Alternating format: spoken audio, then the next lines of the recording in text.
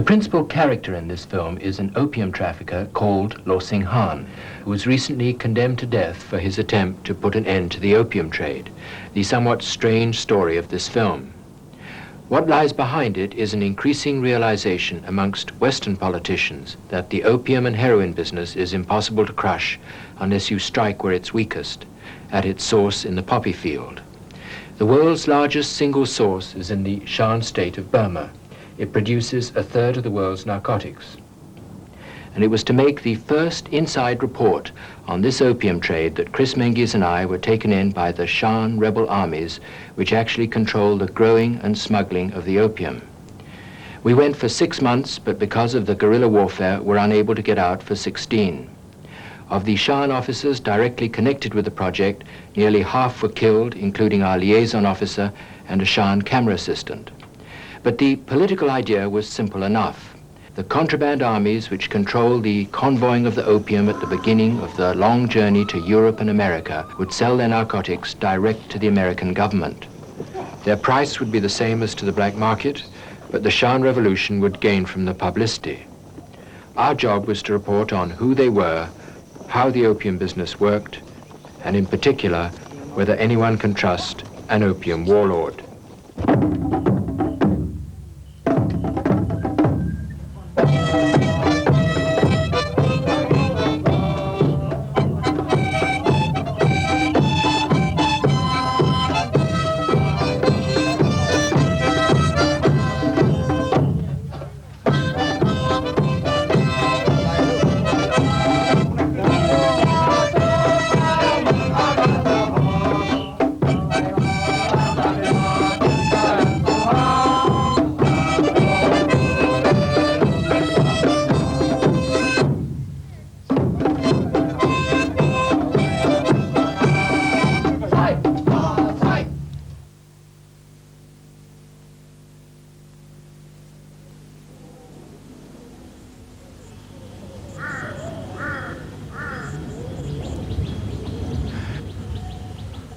The word Shan means mountain, and the Shan state of Burma is wave after wave of mountains, which are the perfect home for both opium and the guerrillas who took us in.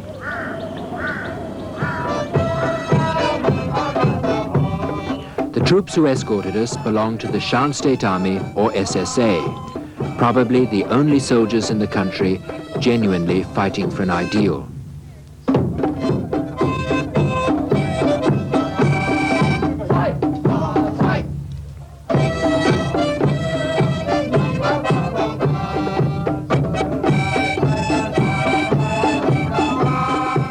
Their leadership is collective, and their aim is independence from a Burmese military government which abolished their constitution.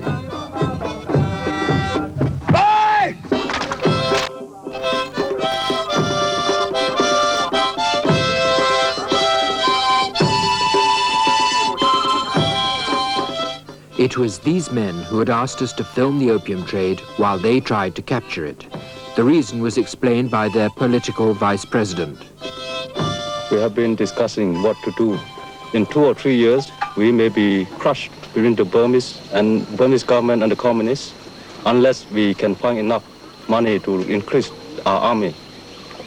Unfortunately, the only big source of money in Shan State is opium, so we gradually hope to take over most of the opium trade. At the time of our arrival, poppy seed mixed with manure was being sown across all the mountains of Shan State. But the Shan Army's problem was that most opium grows outside their area in the eastern mountains. And it's down this range, the virtual backbone of Shan State, that most of the opium convoys move.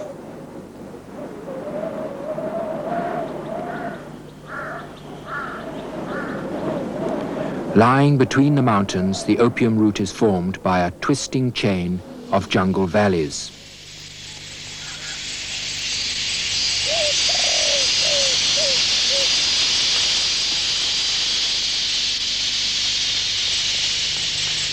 This is what this story is all about, the tactics of attacking and defending opium convoys. They can have up to 1,000 mules escorted by as many soldiers.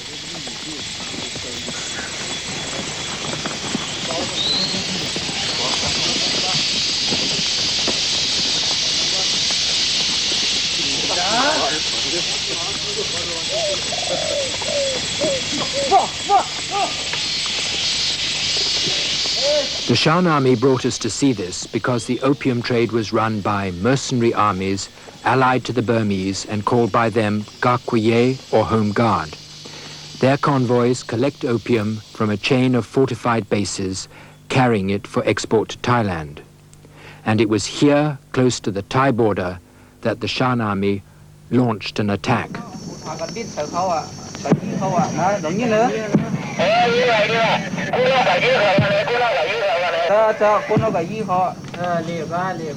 Headquarters was under a Shan colonel, one of the collective leadership.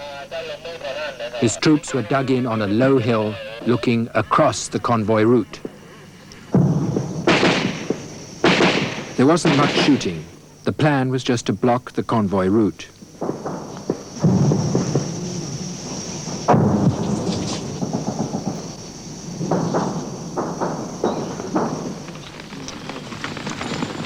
The idea was to capture and interrogate any small groups that tried to slip by. The colonel's orders were to check on new developments in the narcotics business.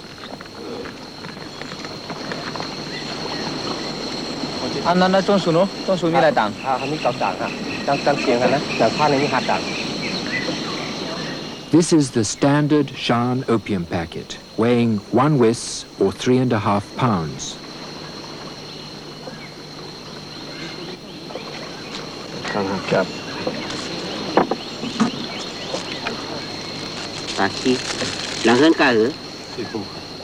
Ten pounds of it makes roughly 1 pound of heroin.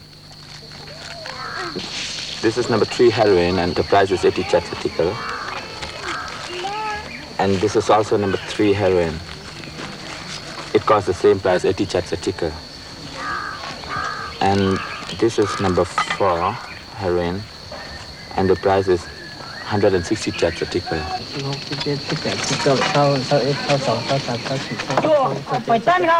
They had captured roughly 1/6 of a ton. But at this time, the convoy should have been moving 100 tons. And the colonel's deduction was that the army, which had originally built up the trade, an army of renegade nationalist Chinese soldiers, was finally handing over to the Home Guard. In his opinion, it was an ideal opportunity, but they must be ready to strike before the next crop was harvested.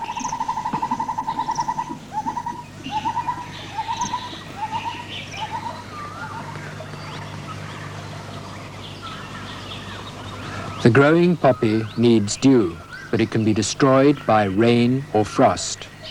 It's a notoriously unreliable crop, but in December the plants were looking healthy when another resistance army arrived for the campaign. With the Shan colonel, we watched for the leader of the Loimor army, who was usually known as Samutsang, the commander. He's the man with the stick.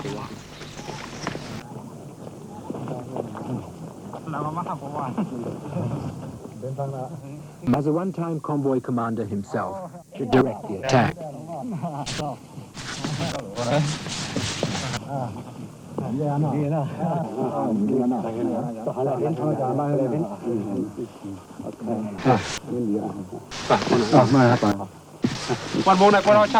To prevent his assassination, the commander's troops lined the village, for he had once led a Home Guard army on the Burmese side and was still in the opium business where betrayal, changes of alliance and assassination are the very substance of politics.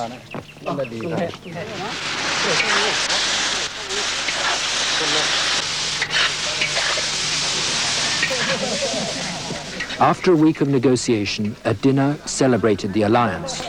But though both armies were fighting the Burmese, it was easy to see the distrust that always goes with opium.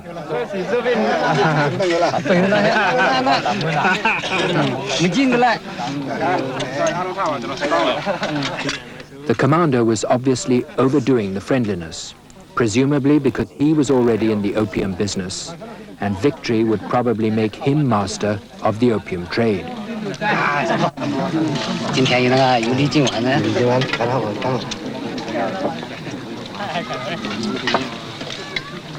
The Shan army were to get half of any convoy captured, but their suspicion was easy to see.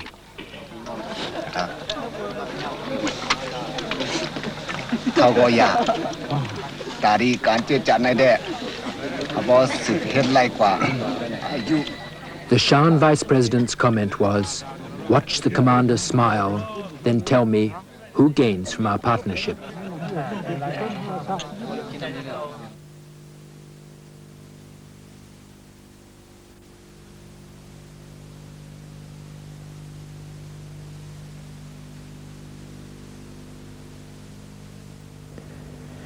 The man whom all this was directed against was Lo Sin Han, known as King of Opium to the US Narcotics Bureau.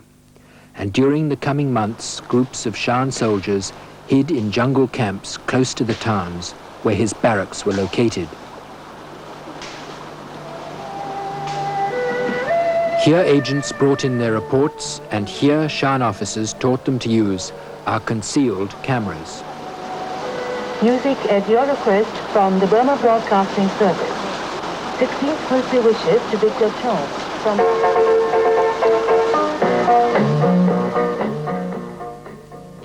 And this is how we knew that in the town of Lashio, in a walled house that served as headquarters, the staff work required to mobilize an opium convoy had already begun under Lo Sing Han's direction.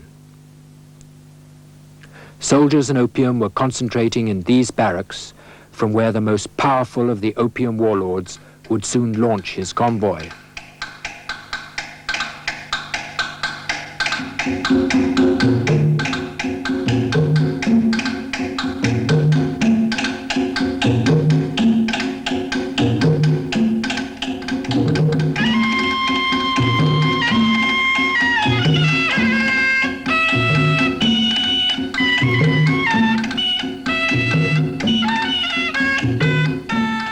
By the end of December, the net was spread.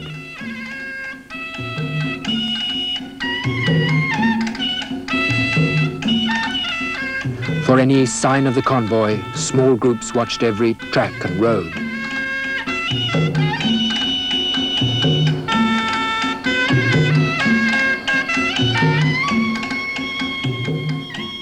A patrol brought in 2 soldiers captured from the Chinese KMT Opium Army, which was abandoning the trade.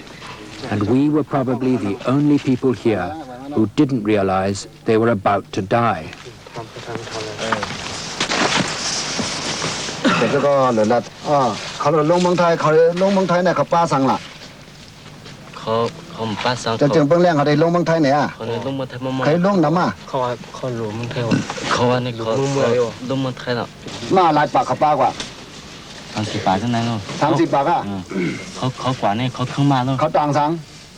The younger man was belching with fear.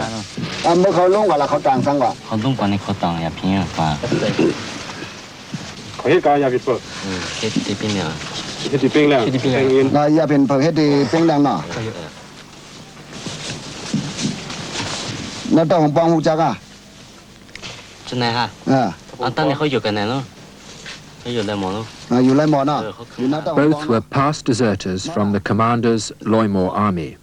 By treaty, the Shan army had to hand them over.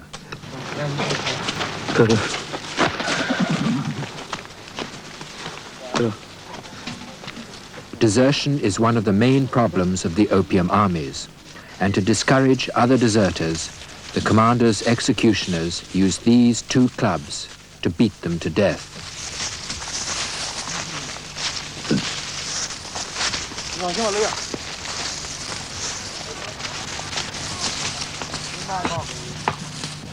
Their graves were ready just over the hill, and within 5 minutes they were dead.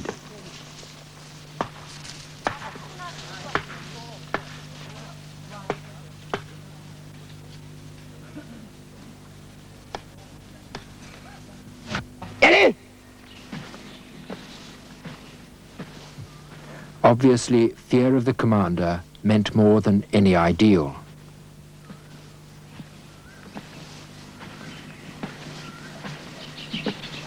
It was a wolf army united by fear, inspired by plunder, and the plunder of Lo Singhan's convoy was imminent because the first poppies were already in flower.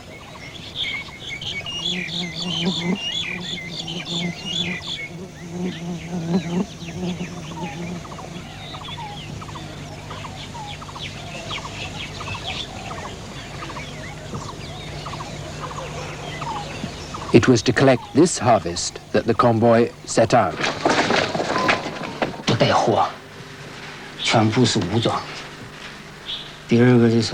On their way to collect opium, convoys carry contraband merchandise. It's almost as valuable.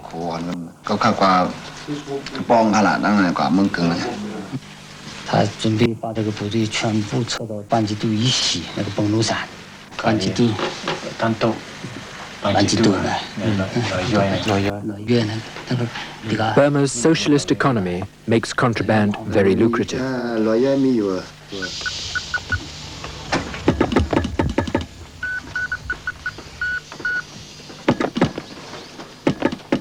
All the time, reports came in from units shadowing the convoy. This particular convoy was carrying trade goods, not opium. It was moving steadily north and would take a month